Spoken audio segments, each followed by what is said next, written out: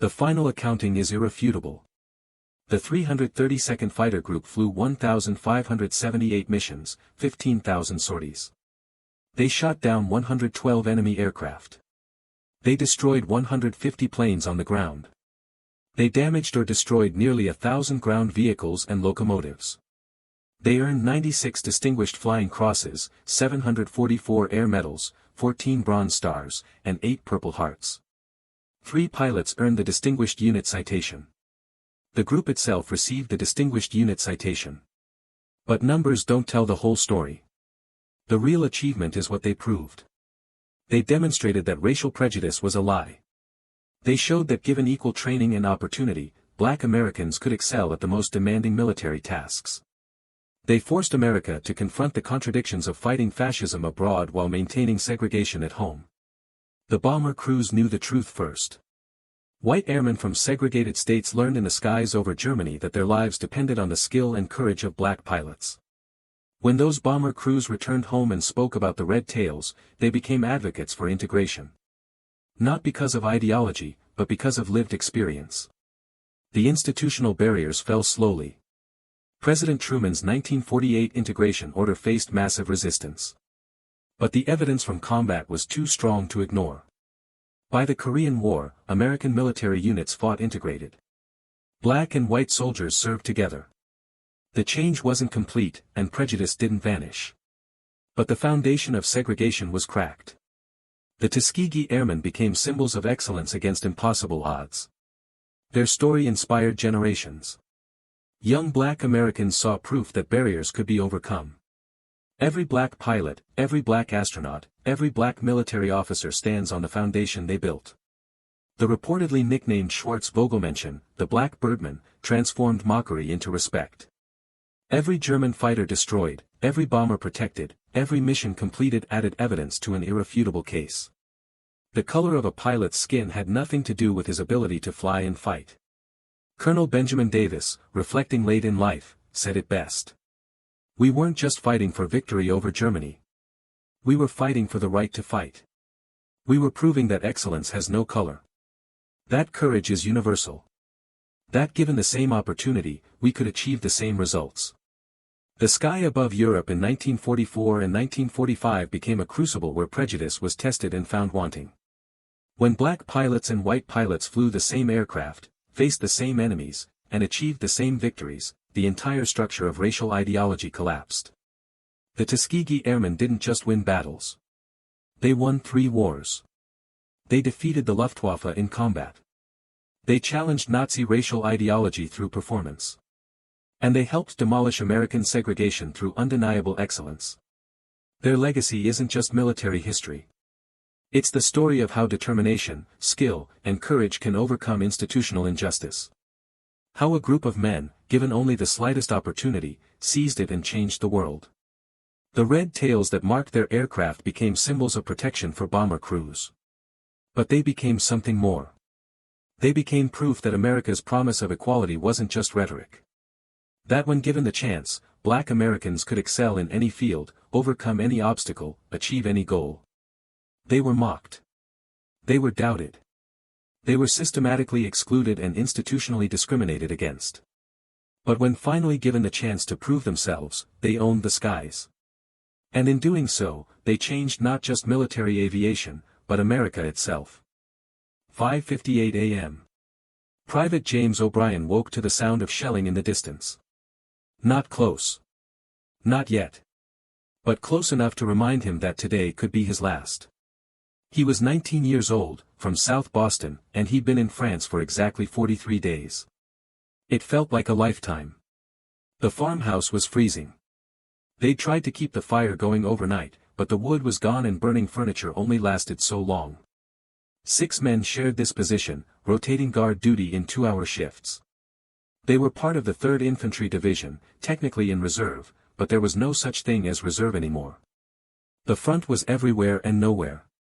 O'Brien's stomach growled.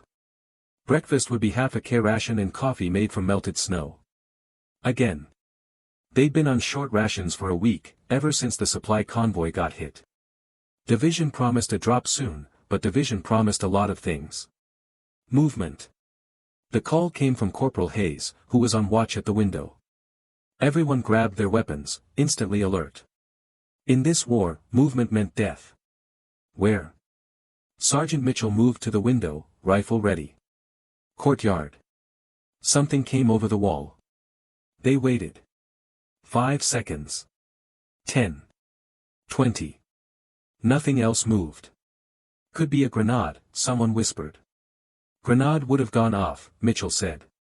But he didn't sound certain. They watched for another minute. Then Mitchell made a decision. O'Brien, you're the fastest. Get out there, grab it, get back. 5 seconds, no more. O'Brien's heart hammered. Sarge. Now, Private. He moved. Door open, cold air hitting his face like a fist, boots crunching on frost. He saw it immediately. A small bundle, wrapped in cloth, sitting in the middle of the courtyard like an offering. He scooped it up without stopping, momentum carrying him back to the door. Inside, hands trembling, he unwrapped it. Silence. 4 hard biscuits. Half a tin of sardines. A piece of chocolate wrapped in German newspaper. And a note, written in careful English. Asterisk, for the soldiers in the farmhouse. From the tower. Merry Christmas. May we both go home. Asterisk. No one spoke. They stared at the food like it was something from another world. In a sense, it was. It's a trick, Hayes said finally. Has to be. Poison or. Nobody poisons 4 biscuits and throws them over a wall, Mitchell interrupted. He picked up the note, reading it again. His face was unreadable. The tower, O'Brien said quietly. That's where the sniper is. We've known for days. They all looked at the church tower, visible through the broken window. A German sniper had been there for at least 3 days, maybe longer. They'd lost 2 men to him. Quick, clean shots. Professional work. And now this. Private David Schultz, the unit's translator, examined the German newspaper. This is from Bavaria. December issue. Recent. Mitchell turned the food over in his hands. The chocolate was military issue, Wehrmacht ration. The biscuits were Kriegsbrot, German combat biscuit, harder than American hardtack and just as tasteless. Real. Not a trap. So what do we do with it? Hayes asked. Mitchell thought for a long moment. Then he broke one of the biscuits in half and took a bite. Everyone tensed, waiting. He chewed slowly, swallowed. Not poisoned, he said. Just terrible. Nobody laughed. The moment was too strange for laughter. They divided the food 6 ways. It wasn't much. Barely a taste. But it was the principle of the thing. Somewhere in that tower, an enemy soldier had given them his last rations. Why? O'Brien moved back to the window, looking at the tower. The sun was higher now, revealing the devastation more clearly. The village was gone. Every building except the church tower and their farmhouse was rubble. Between them, a no-man's land of frozen mud and craters. And somewhere in that tower, a man with a rifle who should have killed him. Wanted to kill him, probably. But didn't. We should respond, O'Brien said suddenly. Everyone turned to look at him. Respond how, exactly?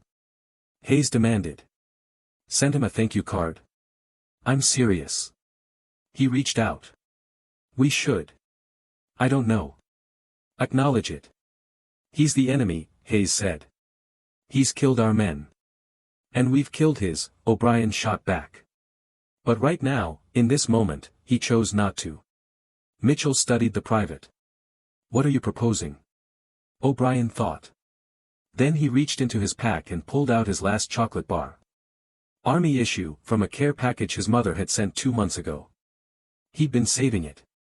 For what, he wasn't sure anymore. We send something back, he said. Tonight. 8:47 p.m. Ernst saw them coming in the moonlight. 2 figures, moving cautiously across the courtyard. They approached the wall, careful to stay in shadow. Then one of them threw something over. A package. They disappeared back into the farmhouse. Ernst waited 20 minutes, making sure it wasn't a trap. Then he descended from the tower, moving through the ruined church with the ease of 3 days' familiarity. Outside, the cold was absolute. The kind of cold that stopped thoughts halfway through. He found the package at the base of the wall. It was wrapped in American cloth, tied with cord. Inside was a chocolate bar, 2 cigarettes, and a note written in German. The handwriting was uncertain, the grammar imperfect. Asterisk for the soldier in the tower. From the farmhouse. We are not your enemy tonight. Stay warm. The Americans, asterisk. Ernst stood there in the frozen darkness, holding American chocolate, reading words written by men he was supposed to kill. The absurdity was overwhelming. He almost laughed, but his throat was too tight. He returned to the tower and ate the chocolate slowly, making it last. It was better than German chocolate. Smoother. Richer. He smoked 1 cigarette immediately and saved the other. Below, the farmhouse was dark except for the faint glow from the chimney. He could picture them inside, huddled around their small fire, wondering if he would shoot them tomorrow. He wondered the same thing. The war hadn't stopped. Artillery still rumbled in the distance. Supply columns still moved along the roads. Men still died. But in this small pocket of the Vosges Mountains, something had shifted. 2 positions, 2 groups of soldiers, had created a tiny island of humanity in an ocean of violence. It couldn't last. Ernst knew that. Tomorrow or the next day, orders would come. An advance. A retreat. Artillery coordinates. The war would crash back in and sweep away this fragile moment. But for tonight, it existed. Ernst pulled out his field journal, something he kept against regulations. In careful script, he wrote, asterisk, December 3rd, shared bread with Americans in farmhouse. They responded. Weather cold. War continues. But not here. Not tonight. Asterisk. He thought about writing more, explaining the strange peace that had settled over him, but words failed. How could you explain feeling human again in a place designed to strip humanity away? Instead, he wrapped himself in his blanket and tried to sleep. December 4th, 1944. 6:15 a.m. Mitchell woke to voices. Angry voices. He grabbed his rifle and moved to the window. Outside, in the frozen courtyard, Lieutenant Dawson stood with 4 fresh troops from battalion headquarters. They'd arrived during the night, which meant new orders. It also meant the fragile equilibrium was about to shatter. Unacceptable breach of protocol, Dawson was saying. He was young, fresh from officer training, and hadn't seen enough combat to understand that protocol was a luxury. Mitchell stepped outside. Sir, what's the situation? Dawson turned. Sergeant Mitchell. I'm told you've been in contact with enemy forces. Contact is a strong word, sir. You exchanged food with a German sniper. That's fraternization with the enemy. He threw bread over a wall. We acknowledged it. That's all. That's not all, Sergeant. Dawson's face was flushed with anger or cold, Mitchell couldn't tell which. That's a violation of. Of what? Mitchell interrupted. Show me the regulation that says I can't accept bread from a German soldier. This isn't about regulations, it's about survival. Mitchell suggested. Morale. Making it through one more day without losing our minds. They stared at each other. The tension was thick enough to cut. One of Dawson's men spoke up. Sir, the tower is a legitimate target. We've been ordered to neutralize it. Mitchell felt something cold settle in his stomach. Neutralize how? Artillery strike, the soldier said. Coordinates are already set. Strike time is 0800. Ernst watched through his scope as the Americans argued. He couldn't hear the words, but the body language was clear. New arrivals. Fresh troops, probably with fresh orders. The exchange was over. He'd known it couldn't last, but knowing didn't make it easier. For 36 hours, he and the Americans had created something impossible. A small act of humanity in hell. Now hell was reasserting itself. He could leave. Should leave. The tower was compromised as a position anyway. He'd stayed longer than tactical sense allowed, held in place by the strange connection to the men in the farmhouse. But if he left, they would see him. And they would shoot. So he stayed. Ernst checked his rifle, counted his ammunition. 23 rounds. Enough for what came next, whatever that would be. He thought about the note the Americans had sent. Asterisk, we are not your enemy tonight. Asterisk. But it was morning now. At 7:45 a.m., something happened that no one expected. Mitchell made a decision. "O'Brien," he called. "Get me a white cloth. Biggest one we have." "Sarge, what are you?" "Do it." 5 minutes later, Mitchell stepped into the courtyard carrying a white pillowcase tied to a pole. Behind him, Lieutenant Dawson was shouting orders, but Mitchell ignored him. He walked to the center of the courtyard and planted the pole in the frozen ground. Then he stood there, exposed, waiting. In the tower, Ernst stared through his scope, finger on the trigger. The American sergeant was standing in the open, unarmed, holding a white flag. Not a surrender. Something else. A warning. Ernst understood immediately. The Americans were telling him to leave. Giving him time. Against orders, probably. Against their own interests, certainly. He had 10 minutes, maybe 15, before the artillery came. Ernst slung his rifle across his back and descended the tower for the last time. He moved quickly through the ruined church, past the shattered altar and collapsed pews. Outside, dawn was breaking properly now, painting the devastation in shades of pink and gold. He paused at the edge of the ruins, looking back at the farmhouse. The sergeant was still standing there, holding his white flag. Behind him, soldiers were arguing, gesturing. The moment was collapsing. Ernst raised one hand. A small gesture. Then he turned and disappeared into the forest. At 8 a.m. precisely, artillery rounds screamed down on the church tower.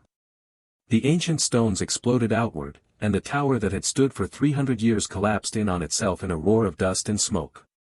By then, Ernst Müller was half a kilometer away, moving south toward German lines, carrying nothing but his rifle and a memory of shared bread in the darkness. In the farmhouse, Mitchell lowered his white flag and turned to face Lieutenant Dawson's fury. "You let him escape," Dawson said. "Yes, sir." "That's treason." That's human," Mitchell interrupted. "And if you want to court-martial me for it, go ahead. But I'm not going to murder a man who gave us his last rations." They stared at each other. Then Dawson, to everyone's surprise, turned away. "This stays here," he said quietly. "No reports. No mentions." "Understood." Mitchell nodded. The war ground on. January 15, 1945. Somewhere in Germany. Ernst sat in a bunker south of the Rhine, writing a letter he knew would never be sent. The paper was water-stained, his pencil worn to a nub, but he wrote anyway. "Dear Mother. I want to tell you about something that happened in France. Something I cannot explain to my commanding officers or my fellow soldiers, but perhaps I can explain to you, I met the enemy. Not in combat, but in the space between combat. And I learned that war makes enemies of men, but does not make monsters of them. The Americans in that farmhouse were as cold, as hungry, as afraid as I was. And when I gave them bread, they gave me something in return. Not food. Something harder to name, hope, perhaps. Or just the memory of being human, I do not know if I will survive this war. The odds are not in my favor. But if I do not, I want you to know that in the darkness, I found light. For 36 hours, the war stopped for me. Not because of treaties or commanders, but because men on both sides chose to see each other, It was not much. Just bread and chocolate. But it was everything, I love you. I hope to come home, Ernst. He folded the letter and placed it in his journal. Around him, the bunker was crowded with soldiers sleeping, cleaning weapons, staring at nothing. The war was collapsing. Everyone knew it. Germany was losing.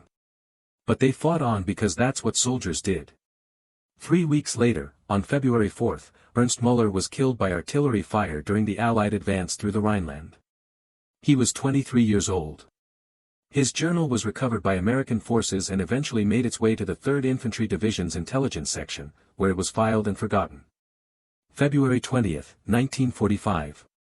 Field Hospital, Belgium. James O'Brien sat with his arm in a sling, recovering from shrapnel wounds received during the Rhine crossing. He'd been writing to his mother, trying to explain the war in terms that wouldn't terrify her, when he remembered the German sniper. He'd thought about that exchange every day since it happened. The bread over the wall. The note. The white flag. Mitchell letting him escape before the artillery came. O'Brien had no illusions about the war. He'd killed Germans. Germans had killed his friends. This wasn't a story about enemies becoming friends or war teaching lessons about brotherhood. But it was a story about choice. He began to write. Dear Ma. I want to tell you about something that happened that I can't quite explain. There was a German sniper in a church tower. He should have killed me. Could have killed me. Instead, he threw bread over our wall, I know it sounds crazy. It sounds crazy to me, and I was there. But it happened, for one day, the war stopped. Not for everyone.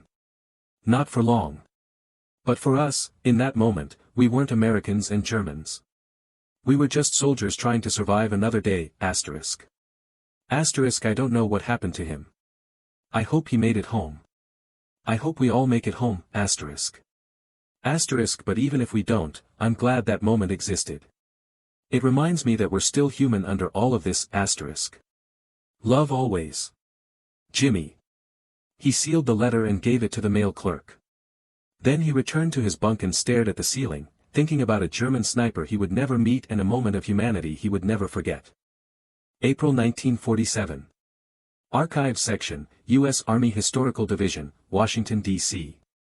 Captain Margaret Holloway was cataloging German military journals when she found Ernst Müller's diary. It was routine work, tedious, translating and filing thousands of documents for historical record. Most were mundane. Supply reports, routine observations, the daily grind of war. But this one was different. She read the entry from December 3, 1944.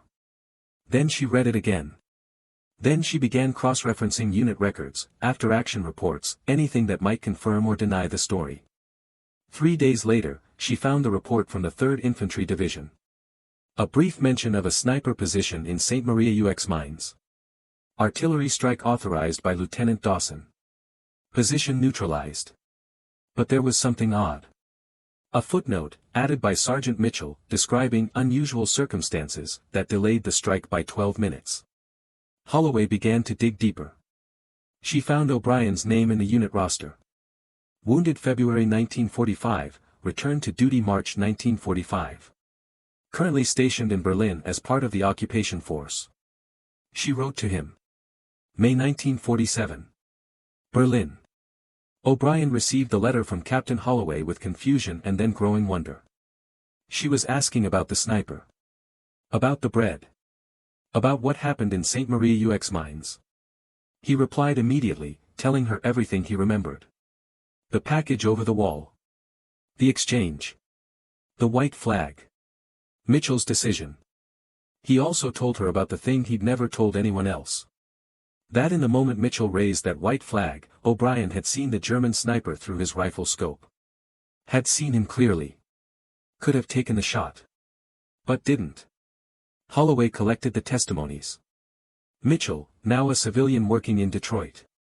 Hayes, who'd been killed in March 1945. Dawson, who confirmed the story reluctantly, admitting he'd filed an incomplete report to protect Mitchell from court-martial. And Ernst Müller's journal, which told the same story from the other side. She compiled it all into a report titled, Documented Instance of Battlefield Fraternization, Vosges Mountains, December 1944. It was filed, catalogued, and effectively buried in the vast archives of military history. But she made one additional copy. And she sent it to Elisabeth Müller, Ernst's mother, in Heidelberg. June 1947. Heidelberg, Germany. Elisabeth Müller was 62 years old. She had lost her husband in the First World War, her son Ernst in the Second, and most of her faith in humanity in between. The letter from America arrived on a gray Tuesday morning. She read it 3 times, tears streaming down her face. Her son. Her Ernst.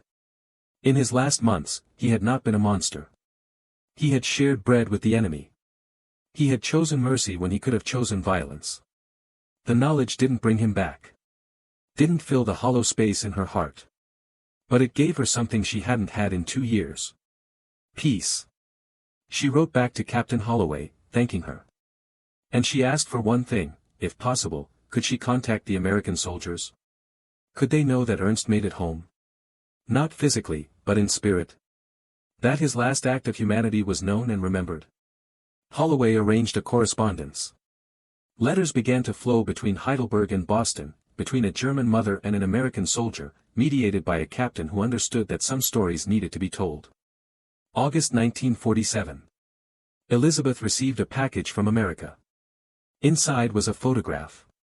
6 American soldiers standing in front of a farmhouse in France. On the back, written in careful script. Asterisk, in memory of Ernst Müller, who reminded us that we were human. Thank you for raising a good man. He saved our lives by not taking them.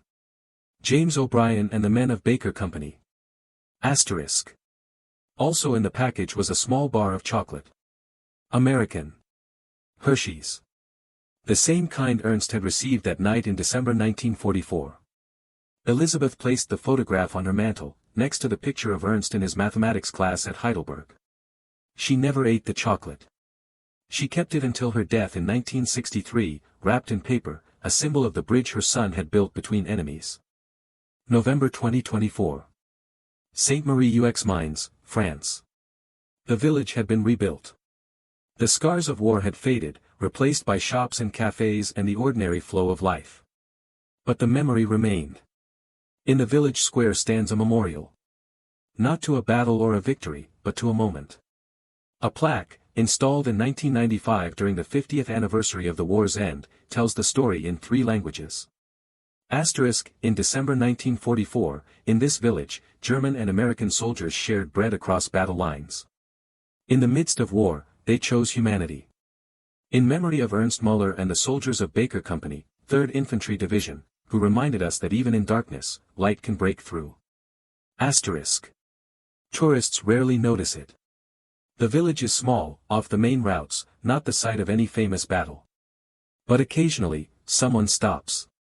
Reads the plaque. Asks questions. And the story is told again.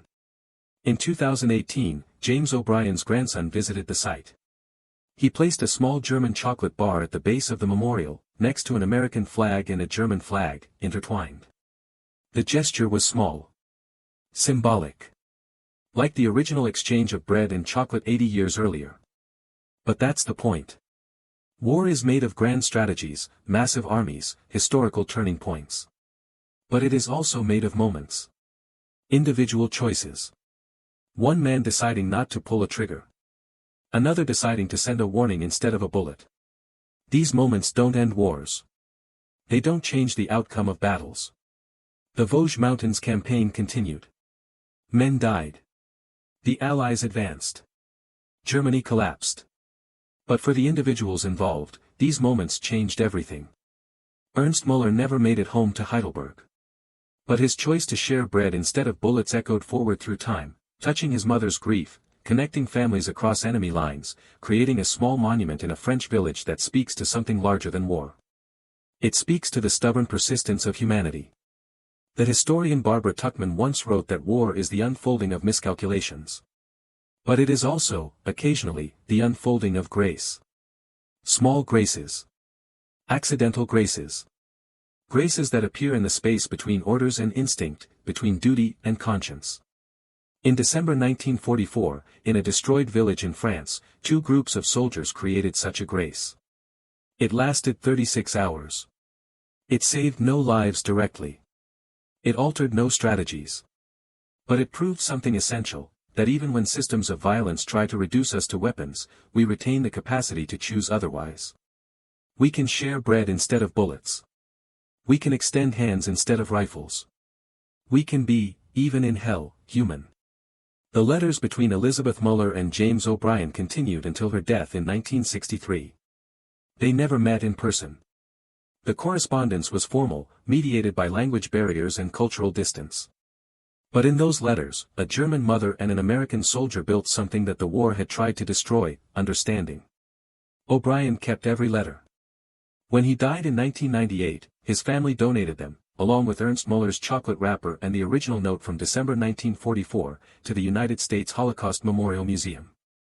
They are filed under Acts of Humanity in Wartime, Minor Incidents with Major Meaning. Minor incidents. Major meaning. That phrase captures it perfectly. Because in the end, history remembers the big moments. The invasions. The battles. The treaties. But humanity is built on the small moments. The choices no one orders us to make. The gestures that cost us something but give others hope. Ernst Müller was a sniper. He killed 47 men. This is documented. This cannot be erased or romanticized. But he was also the man who, on December 3, 1944, chose bread over bullets. And that choice, small as it was, brief as it was, reminds us of something we desperately need to remember. That we are more than the worst things we do in the worst moments. That mercy is always an option, even when the world makes it seem impossible. That the space between enemies is where humanity lives, waiting to be remembered. In the Vosges Mountains, in the frozen December of 1944, that space opened for 36 hours. It was not enough to end the war. But it was enough to prove that ending the war was not the only thing that mattered. Being human mattered too. And sometimes, in the darkest places, that is the only victory available. The only one worth fighting for. War makes enemies of all who enter it. But it does not make monsters, unless we choose to become them. In a church tower in France, a young mathematician from Heidelberg made a different choice. He chose bread. He chose life. And in doing so, he chose to remain, despite everything, human. From the Journal of Captain Margaret Holloway, U.S. Army Historical Division, 1947.